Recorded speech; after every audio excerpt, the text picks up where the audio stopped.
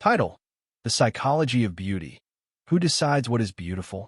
Why do two people look at the same face and see something completely different? Why does one painting leave someone speechless while another simply walks past it? And who decides what beauty really is?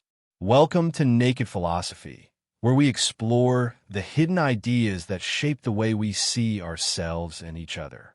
Beauty seems obvious. We say, "That's beautiful," as if it's a fact. But history tells a different story.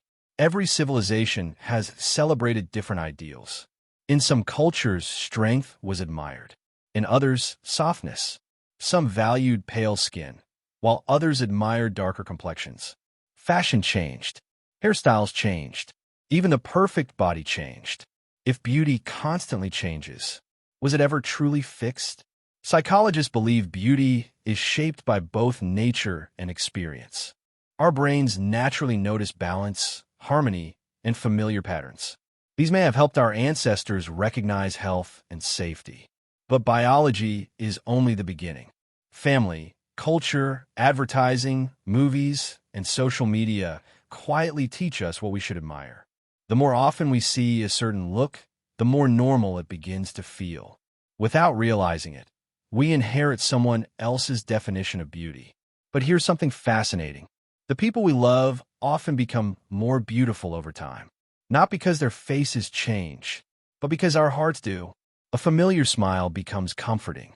A gentle voice becomes attractive. Kindness begins to shine brighter than appearance.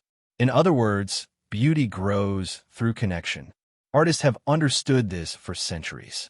Great works of art are rarely remembered simply because they are beautiful. They are remembered because they make us feel something. Wonder, hope, grief, peace. A work of art that touches the soul often remains beautiful long after styles and fashions have disappeared. Perhaps beauty has never been about perfection. Perhaps beauty is the emotional response that something awakens within us. A sunset, an old photograph, a weathered face, a child's laughter. None of these are perfect, yet millions of people would call them beautiful. Why? Because beauty is more than appearance. It is meaning. Maybe that's why beauty can never belong to one culture, one generation, or one standard. It evolves as we evolve.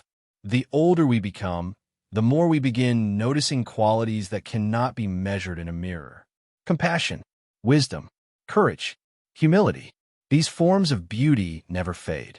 If anything, they become stronger with time. So perhaps the real question isn't, what is beautiful? Perhaps it's, what have I been taught to see? Because once we begin questioning our assumptions, we discover that beauty isn't simply something waiting to be found. It is something we learn to recognize. And sometimes, the most beautiful things in life are the ones the world almost overlooked. Thank you for joining Naked Philosophy. In our next episode, we'll explore a question artists have been asking for thousands of years. Why has the human body always been one of art's greatest subjects?